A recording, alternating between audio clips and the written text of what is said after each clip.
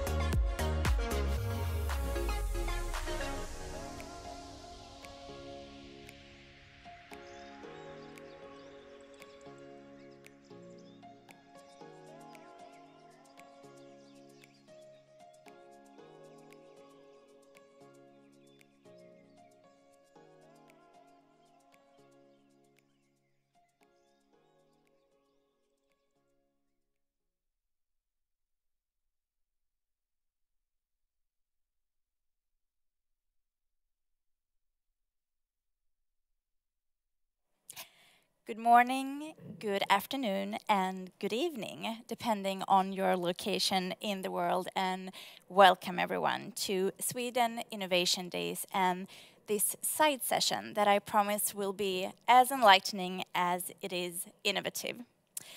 Today, we're diving into the topic of neurodesign, a field that sits at the fascinating intersection of neuroscience, architecture and design, and well-being. The spaces we inhabit, from the homes we live in, the offices we work in, and the public spaces we frequent, play a crucial role in our daily experiences. They influence our behaviors, our emotions, and even our health. Neurodesign is the pioneering field that leverages insights from neuroscience and brain research to create environments that promote psychological and physiological well-being and enhance quality of life. And as our urban landscapes and environments continue to evolve, understanding and applying principles of neurodesign has never been more critical. But before we dive into the intricacies of neurodesign, allow me a moment to introduce myself. My name is Alma Jacobsen, and I'll be your moderator for this side session. I work at the Swedish innovation agency, Vinnova, but I also have a background as an architect, meaning that I have a very particular and personal interest in how our environments shape our well-being. So today, I'm not only here to facilitate our conversation, but also to navigate this exploration alongside you, of course. I believe we have a digital audience from various corners of the world, and I hope that you're all eager to explore this pivotal and cutting-edge field of neurodesign. This event is part of Sweden Innovation Days and focuses on how the built environment can impact mental health and quality of life through advanced neuroscience. And in that spirit, we are incredibly fortunate to have with us today a distinguished expert in the realm of neurodesign, Isabelle Sjövall. Isabelle has an impressive background in neurodesign, coupled with extensive expertise in neuroscience as it applies to architecture and the built environment. She is the author of the books NeuroDesign and Designfulness, and Isabelle is currently undertaking her doctorate in the new interdisciplinary field of neurodesign at the Faculty of Brain Sciences at the Institute of Behavioural Neuroscience at UCL, University College London.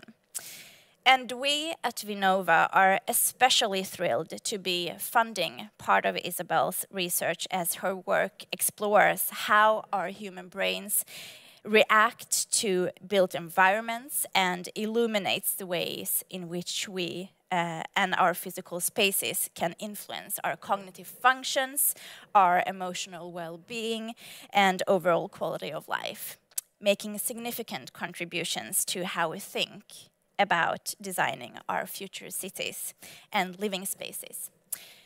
To make the most out of our time with Isabelle, today's session will unfold in two parts. First, we'll have the privilege of hearing from Isabelle herself. She will share her insights and experiences and also offer us a glimpse of the future of neurodesign. Following her presentation, we'll transition into a discussion and together delve deeper into the field of neurodesign. But the conversation doesn't end there. Even though you won't have the opportunity to engage directly with us during today's session, we do want to hear from you and foster a broader dialogue on this transformative topic, as we believe that we can all contribute to shaping environments that better serve our well-being. So please stay with us till the end of this session and look out for the contact details provided on the screen. With that said, let's embark on this exploratory and enlightening journey together. A warm welcome to Isabelle, who is with us directly from London. Isabelle, the stage is all yours. Good morning from London. Thank you for the introduction. I wonder, can you please put up my slides? Yeah. Could you make the slides a little bit bigger, please?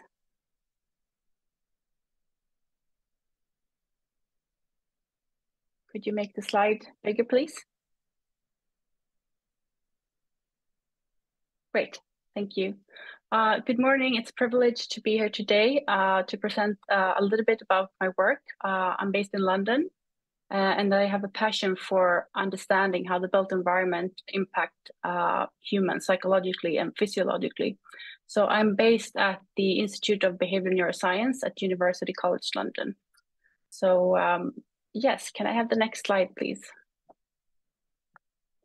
So as you might understand, the foundation of our work is about the human brain, the most complex structure in the known universe. So we're trying to understand how the brain reacts and responds to different types of architecture, design, and different experiences, and various of context globally, basically. Next slide, please. And just to show a little bit about how we work interdisciplinary, these are the domains that we have identified as crucial for the field of neurodesign and how we sort of interact with our environments. So we see these subdomains: cognition, sensory, social, safety and accessibility, naturalness, and emotional. That is the sort of the main focus that we are exploring now within the field of neurodesign.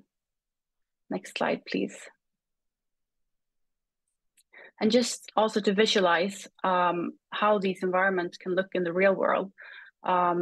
So we see it's an urban context, of course, but it's also what we have the closest to us, which is interior. So it's basically all the environments that humans are exposed to.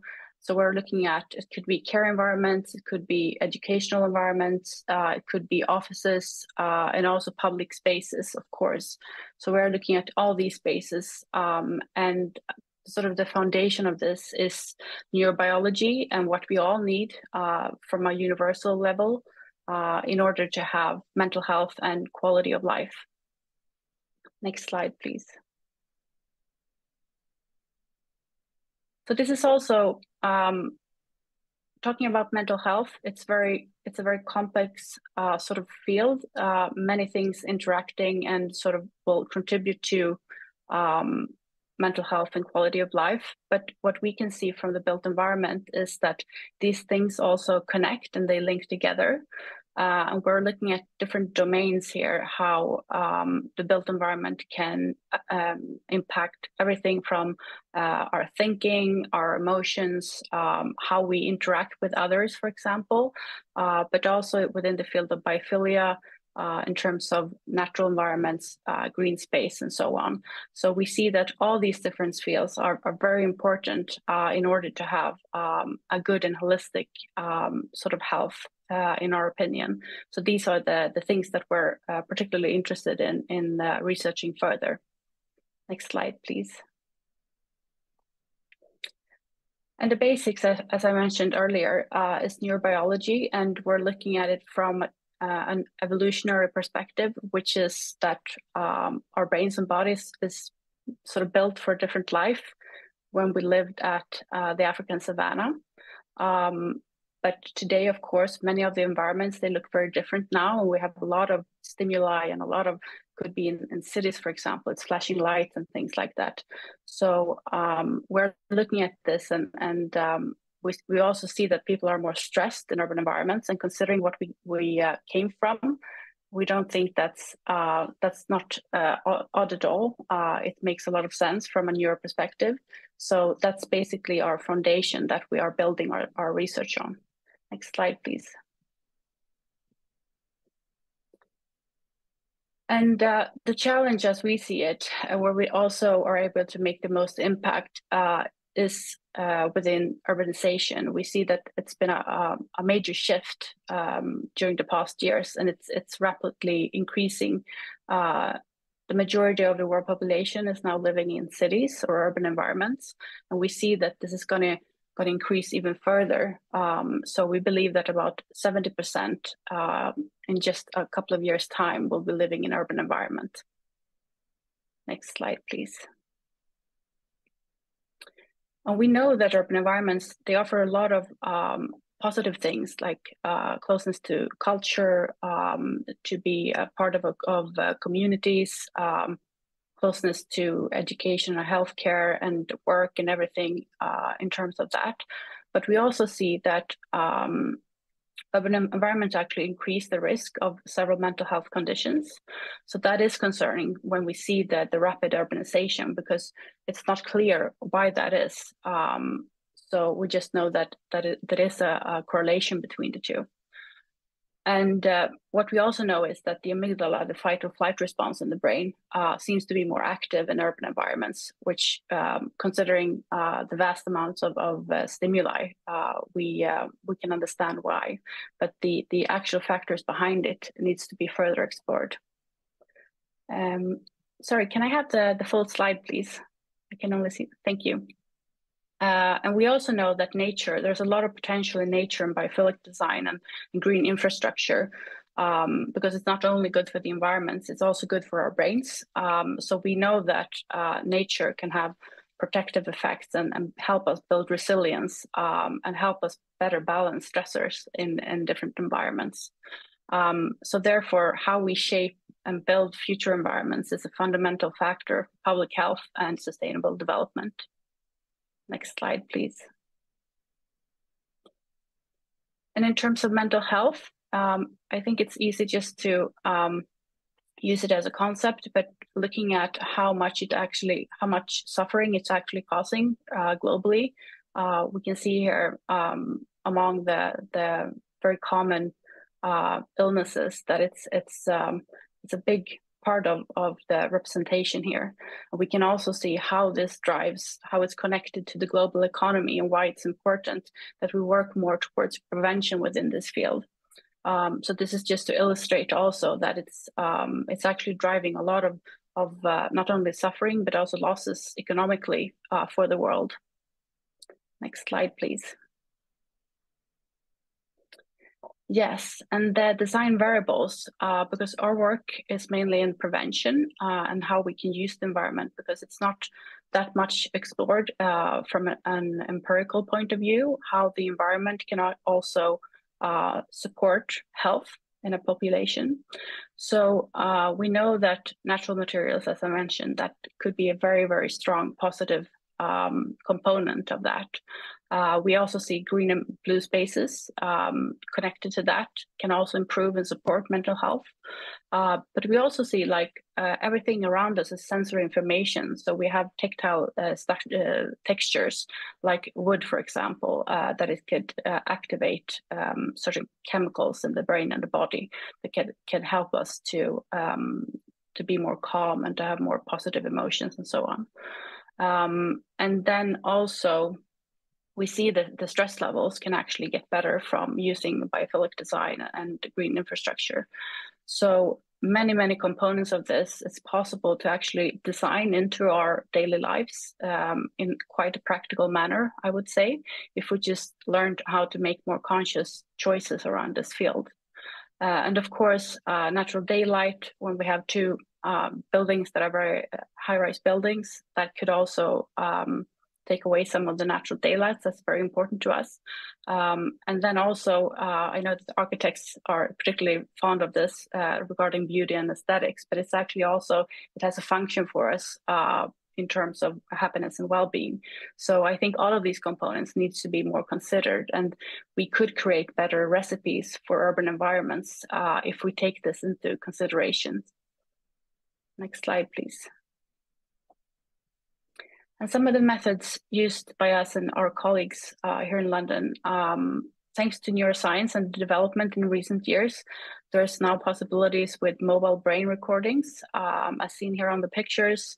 And this has created, it's created a shift within neuroscience that can actually also look at real environments and how the brain and the body reacts and responds to those environments. Next slide, please. And the laboratories that we have here in London, Pearl is a unique 4,000 square meter facility where we can measure how people interact with the world, and we can simulate different types of environment in a controlled lab environment, which is fantastic. You can even build up infrastructure and things like that in this vast laboratory. And we use this together with traditional neuroimaging techniques like MRI, where we show different environments to the participants while they're in the scanner, and we look at brain structure and brain function, and how that's. We also look at biomarkers, for example, and how the brain and the body react to different types of stimuli of the environment to draw new conclusions for this field. Next slide, please. And this is a ratio that I find quite interesting. Because it's very common to talk about money when it comes to this, which is understandable. But when we look at it, it's not really the money for the building or the maintenance of a building. The actual cost is actually for the people. If the people are unwell, they are not productive, for example. that is where the cost lies. So I would encourage to sort of try to rethink how we think about budgets in terms of the built environment, since we have so much to gain. If we think a little bit differently, we can make a lot of things better. And I think also in terms of sustainability, in my opinion, human, ecological, and economic sustainability, they cannot be separated. It's a holistic perspective that needs to be undertaken in order to tackle these huge global challenges that we have. Next slide, please. And I think this is quite a interesting example how we will design our future. There are many things that we can do. I see many positive benefits that we can draw from neuroscience and also implement in the real world and translate the research into practical solutions. I think we need to empower architects and designers as well with these elements from neuroscience and other disciplines, of course, in order to build a better world. But I think that the Stockholm Wood City is a good example of when you think big, how it could actually look like. And is this what we're going to see more of in the future with this biophilic environments and this green infrastructure and more natural environments? I certainly hope so. Next slide, please.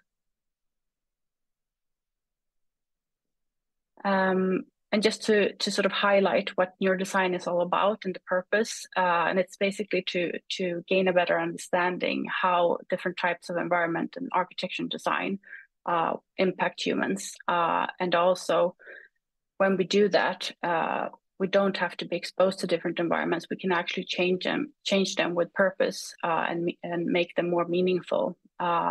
And also more aligned with our biological needs. So we can work more preventative with these types of environments and create a better alchemy for the built environments and a better recipe, I believe. So that's basically the foundation and the purpose of neurodesign. Next slide, please. So thank you for listening to this brief introduction about our field. I'm going to hand back the word to Alma now. Thank you so much, Isabel, and thank you for a lovely presentation. I think it really beautifully illustrates how neurodesign can open up new avenues for thinking about our built environments, almost, as you mentioned, from an evolutionary perspective. And I would like to begin with a question that I think resonates with many of us who are introduced to the field of neurodesign, because I think you could almost on an intuitive level feel the benefits of the design principles that were highlighted in your presentation. So given the intuitive appeal of incorporating elements such as daylight and greenery into our physical spaces, why is it essential to underpin architectural design with neuroscientific facts? Why do we need to validate these intuitive design choices with brain research? Can we just rely on our instincts to be true? It's a very good question. In my opinion, I think intuition and science they are very closely linked. And usually in science, you have like a hypothesis or you have a theory, and that actually starts off very often with intuition. And then you build on it and you look at the literature and you look at the previous research, and then you sort of form a new hypothesis how you should go about it and continue the research. I would say that what we can gain, because even if we have intuition, and architects would know this because they work a lot with like sensory information. But I think if you look at other disciplines, for example, in real estate or in properties, they like to calculate things. So I think to get those fields, because we all want the same, the purpose is still the same. But if we want to connect those fields, I think it's very good to also validate them by actually adding doses of things or numbers on things. And I think a lot of things that the architects are doing are very, very, very good.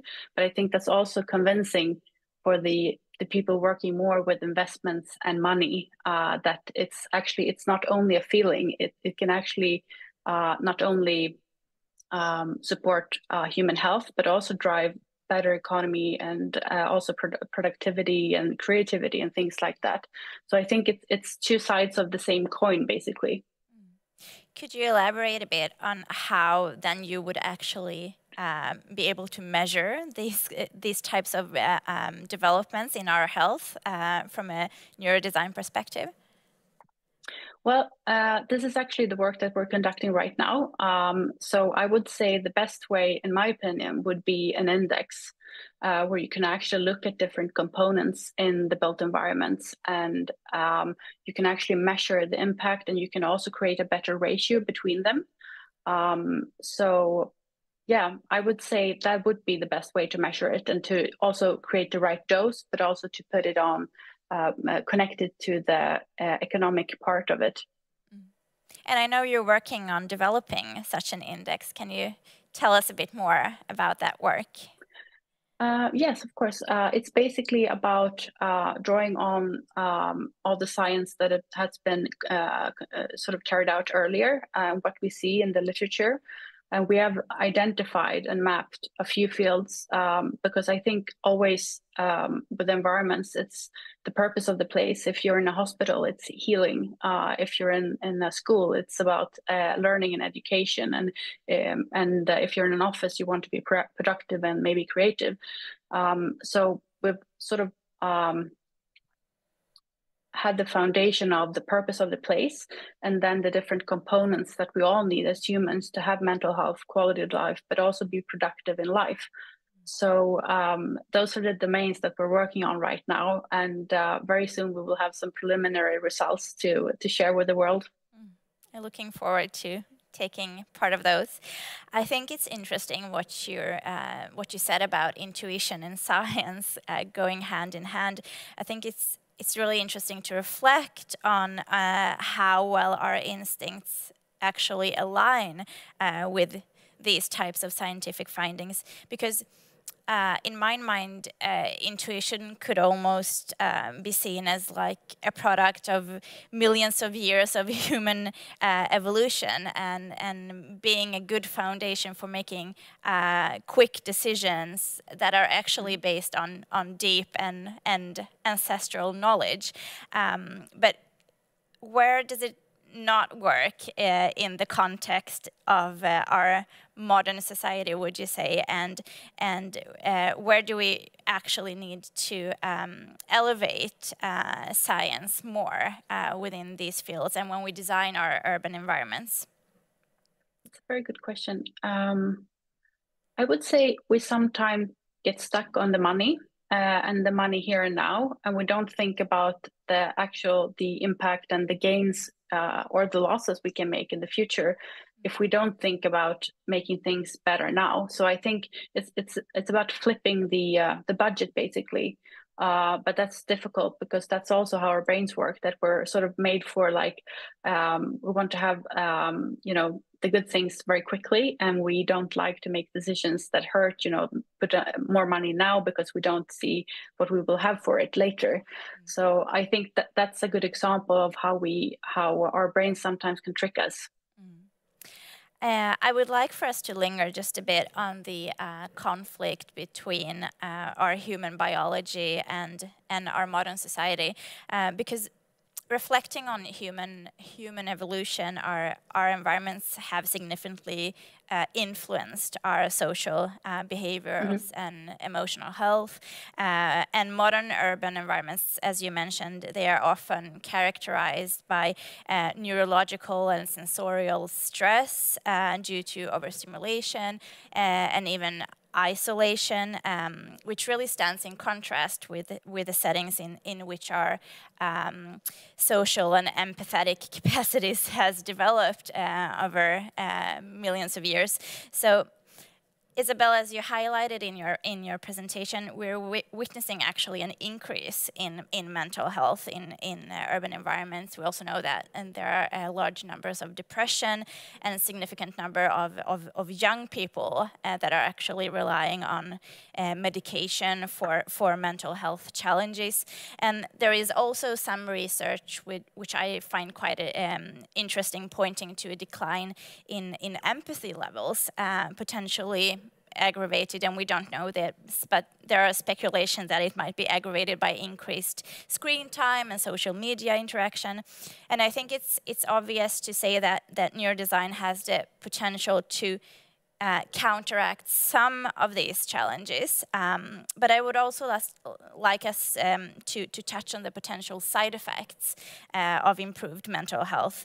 Do you think that intentional design of physical spaces that can alleviate neurological stress and also accommodate neurodiversity can do more than just bolster mental health and so on, also leading to potential a decline in crime rates, for example, or solving other societal challenges?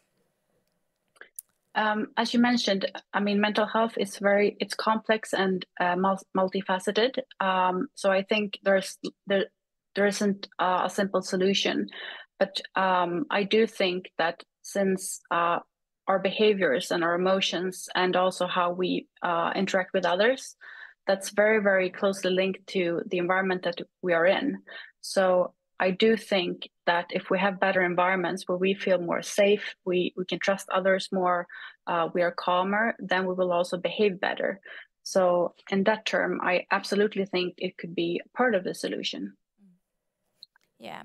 Do you have any concrete examples where you can actually see those types of results in different urban areas? Is there any data or research that shows that you are less violent, for example, in areas where you would have more greenery, for example? There is some research that you are more altruistic when you feel more connected to nature. So that's where I think not only that nature can actually change the structure and the function of the brain in some context. I think if that can also make us better with other people, that's huge potential that we haven't yet explored.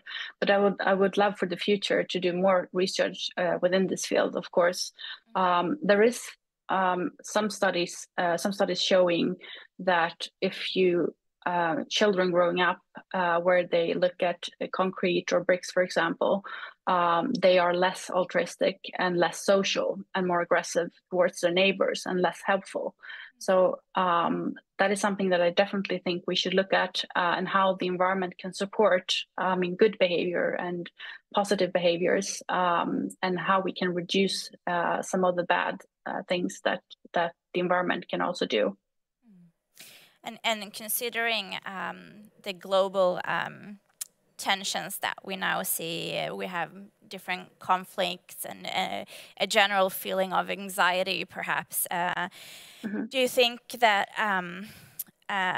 the principles of neurodesign could potentially promote some sort of harmony and peace in the world? I'm not sure if it's stretching it a bit now, but do you think that neurodesign could even be leveraged as a diplomatic or humanitarian tool to improve our collective mental health, also enhance resilience amongst individuals, maybe tackle global health emergencies such as pandemics, or even mitigate and prevent conflicts and wars?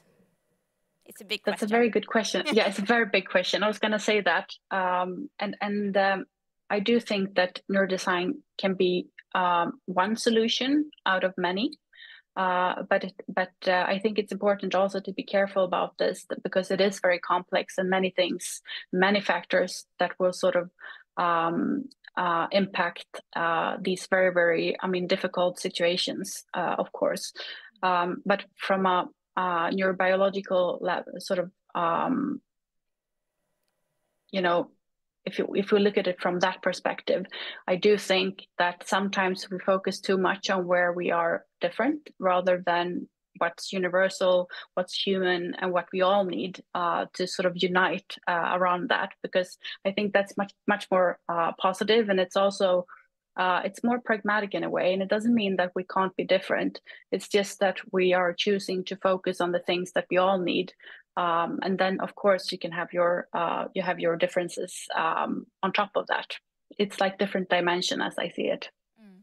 Yeah, I think that angle is quite interesting, because when you talk about these types of principle, it's easy to think that we sort of come up with solutions that fits everyone, and like a one-size-fits-all solution.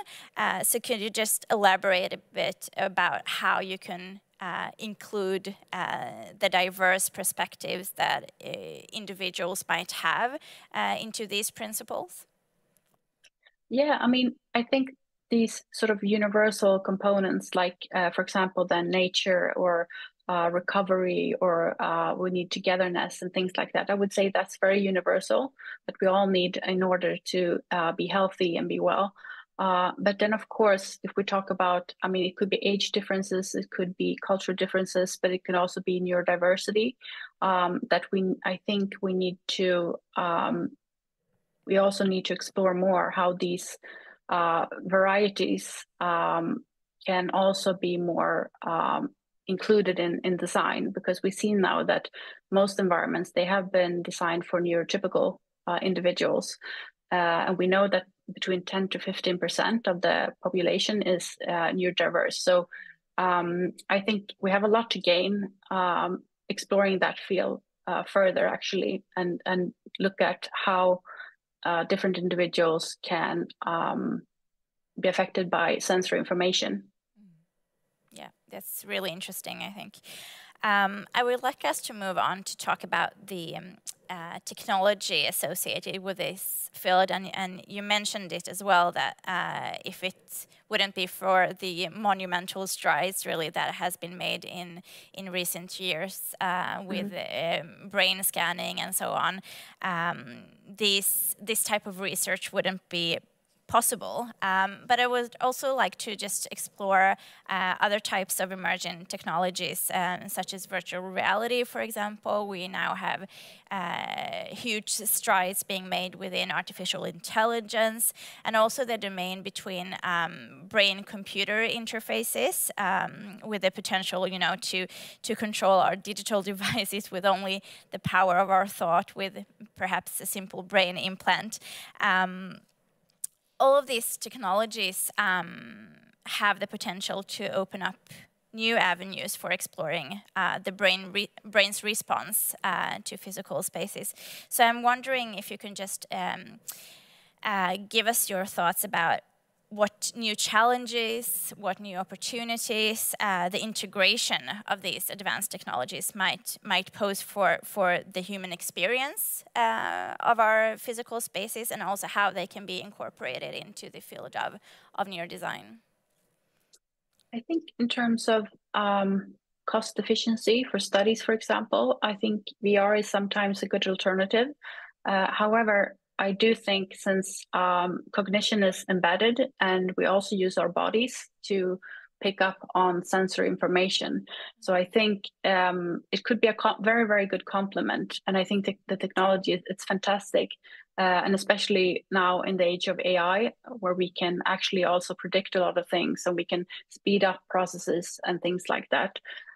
So I think it comes with many opportunities, but also I think we shouldn't forget about sort of our origins, and also the sort of the biological side of things, because I think if we lose that, it's very easy to get lost in this world. I think we need both sides.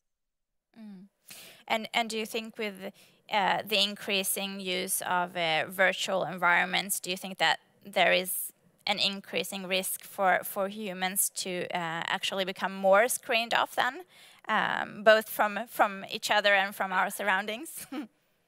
That's a very good question. I think it depends on the context. For example, I heard about the use of VR, for example, for patients in palliative care, which they can't go on a final trip, but then you can use VR and you can have their relatives and they can go sort of on a trip from the hospital together.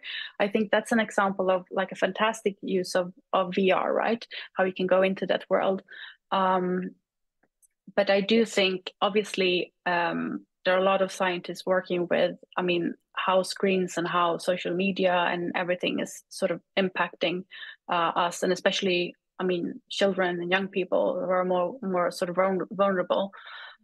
So I think it needs to be better balanced, basically, and to always think about the purpose where you are using the things. But it's a lot of opportunities. Yeah, that would be a nice way to go with actually being able to see your relatives.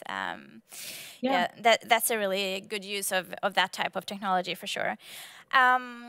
I would like us to just look into the future a bit before we end our conversation. And considering what you mentioned before with the rapid urbanization and mental strain associated with urban living, I'm really excited about the potential of neurodesign within this field. And I would like us also to just think about the evolution of the way we see conventional functional spaces. What are your thoughts on where we see the future of neurodesign in 5 to 10 years? Could there be like a future where buildings and urban environments adapt in real time even to the neurological feedback of their occupants? Would that be a scenario? That's a very good question. I mean, when we have the technology, I guess, anything is possible. What I do hope to see is that we use the science and we get better at also choosing ourselves. So, for example, if you're stressed, that we have spaces within different environments. It could be schools, it could be offices or public spaces or urban spaces where we can actually ourselves also go to that. Maybe it's a park or maybe it's somewhere where you can feel you can rest for a bit, and at the same time, if you feel that you want to be energized, where can you go, where can you sort of get that type of stimuli? So I'm hoping that we will have a better variation that would be more aligned with our biological needs and how our brains and our bodies work, but that also that we will have on the fundamental level, that we will have a higher level of knowledge, so that we can also use the science in a better way, and we can implement it in our lives in the way that will suit us. So everyone can't do everything, but that we can actually use the things that are useful for us on different levels and in different contexts. I know there is some research showing that patients in hospitals, for example, recover many times faster when they can see nature outside their window or have plants in their rooms or those types of things. Could you just elaborate a bit on the potential, the short-term and long-term socioeconomic gains that might arise by implementing these principles? Yeah, that's a very good example of conscious design choices. It doesn't necessarily have to be more expensive. It's just that you have to make those choices based on the research and you make use of it. And I think not only have you get faster recovery, you have less medications. You also have more positive notes in your journal at the hospital. So I think there are many parts of that can actually be implemented. So I think, only from that, having a view, you would have 3 very, very positive effects. And if you scale it, what could happen then? And I think, if you would think about learning environments in the same way, or work environments, that you would have better productivity or creativity, which are important factors for society and development. That's also a lot can be gained from that, I believe. So I think there's a lot of potential and positivity in this. Neurodesign really sits at the intersection of architecture and neuroscience and technology. What would you say are the most significant barriers to these types of cross-disciplinary collaboration in this field? And what do architects and neuroscientists need to do in order to make this movement in the right direction for this field of research? It's a very interesting question. I would say, in my opinion, because I've had the privilege to work with both architects and, doctors in hospitals, for example, but also with property developers and property owners. And you then usually you have your perspective, which is normal, I would say. But I think it's quite rare that you meet and that you try to be curious about the other, because you basically have the same purpose. You just don't know it sometimes. So I would say to work more closely together and try not to be fixed in your position from your perspective. Try to be open, try to listen, because then I think if we can bridge that, I think there's so much to gain. Yeah, I totally agree, and I just hope that everyone is as curious as you are within this field. Time flies when you're having fun. I want to thank you so much, Isabel, for your invaluable contribution to this field, and so much. Thank you so much for our conversation today. Thanks for having me. Thank you. As we draw this enlightening session to a close, I want to take a moment to reflect on today's session. We've delved into the fascinating intersection of neurodesign, human evolution, and the environments that shape our mental and emotional well-being. We've explored how our intuitive understanding, owned over millions of years, complements the rigorous insights provided by contemporary science to create spaces that are not only respect our evolutionary past, but also embrace the complexities of our present and future. And our discussion today really underscores the transformative potential of neurodesign. It's a field that not only bridges the gap between intuition and science, but also offers innovative solutions to the pressing challenges of modern societies and the need for genuine human connection in an increasingly digital world. And as we move forward, I hope that we can carry with us the understanding and that our environments play in shaping our experiences and well-being. So I want to again extend my heartfelt thanks to Isabel for her expertise and to each of you listening in today. Please feel free to reach out to us if you wish to discuss this topic further. It's your curiosity and engagement that make this work possible. And if you want to hear more from Isabel, she'll be taking part in a panel on main stage at 3:40 p.m.